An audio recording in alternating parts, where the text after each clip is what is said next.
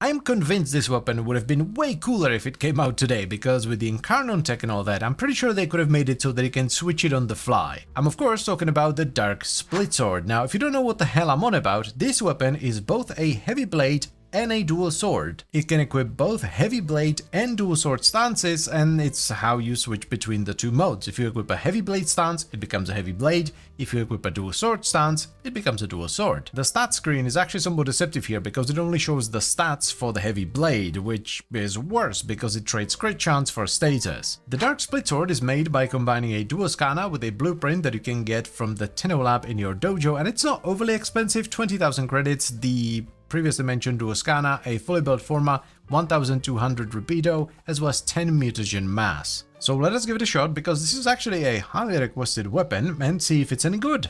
Shall we? If you've never seen the Dark Split Sword, it's actually a really cool weapon that can run both a dual sword and heavy blade stances, and it becomes one or the other depending on which stance you put on. So if we put on Tempo Royale, it becomes a heavy blade, like so. It's actually a heavy blade by default, but if you put in Crossing Snakes, bam, it becomes a dual sword. Dual sword is generally better because it has much better crit, whereas the heavy blade has better damage and status. So let's go Swirling Tiger for the dual swordage. The innate radiation makes me want to do kind of like an elemental overkill type setup, so let's do that. So let's start off with gas. There we go. Next, we do electricity, magnetic rush. This is going to give us a good amount of attack speed as well, and we end up with electricity, magnetic radiation, and gas.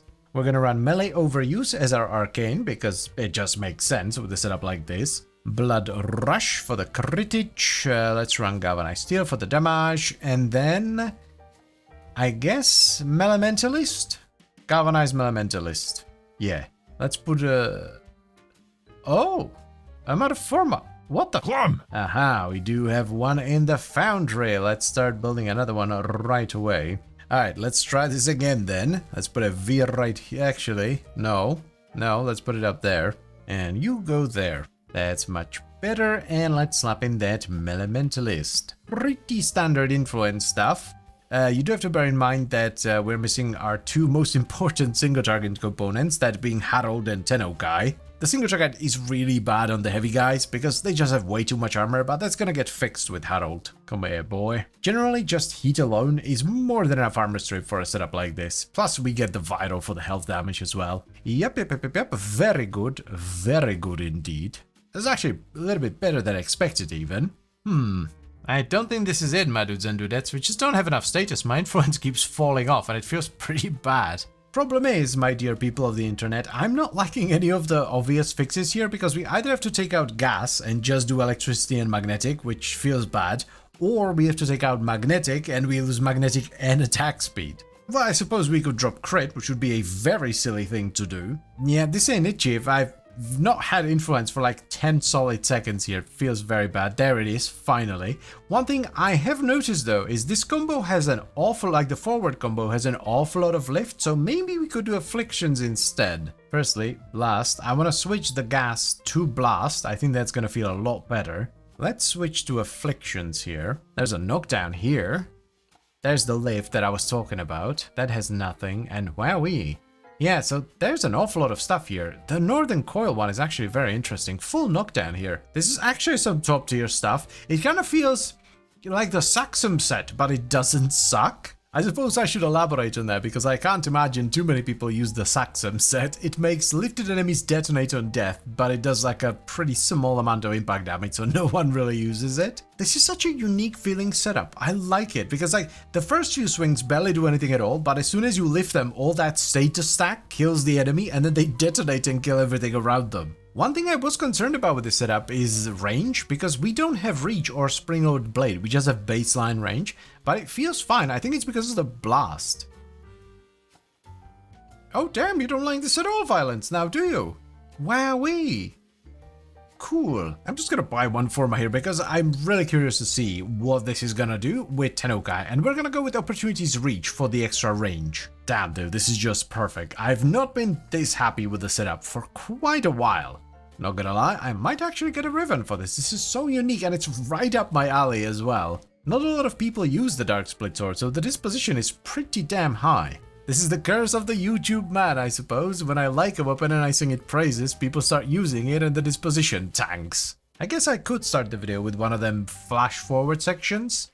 And it's just like out of context me going, this flank sucks, don't buy it. See, this is how I know a weapon is good, because normally when I do these little runs, I extract it 5 minutes because, you know, I do a lot of these runs. I want to have different tile sets and different factions in the video.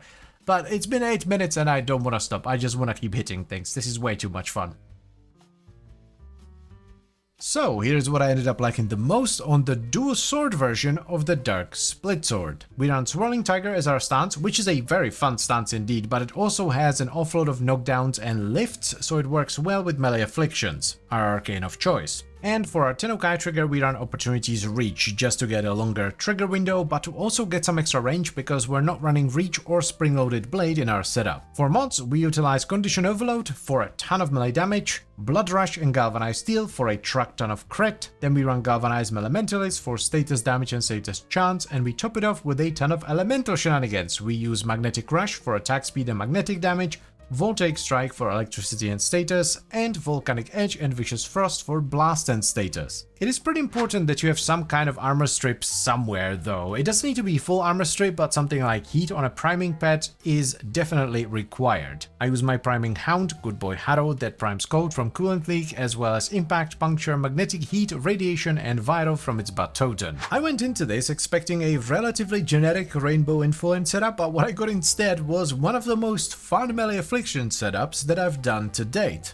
The way it works is so cool. Most enemies die the second you lift them from the multiplied status, which causes the blast to detonate and kill everything around you. It's, as I mentioned in the video, kind of like the Saxum set, but it doesn't suck. So I would highly recommend you give this a shot. It's very entertaining. It doesn't necessarily have to be done on the Dark Split Sword either. Any dual sword that has decent crit, decent status, and you can squeeze in Swirling Tiger should do. The clear is great because of all the blast procs, and the single target isn't too shabby either. It actually deals with acolytes really well. And that is pretty much all I have for you today, so I thank you very much for watching, as always guys, and I hope you have enjoyed the video.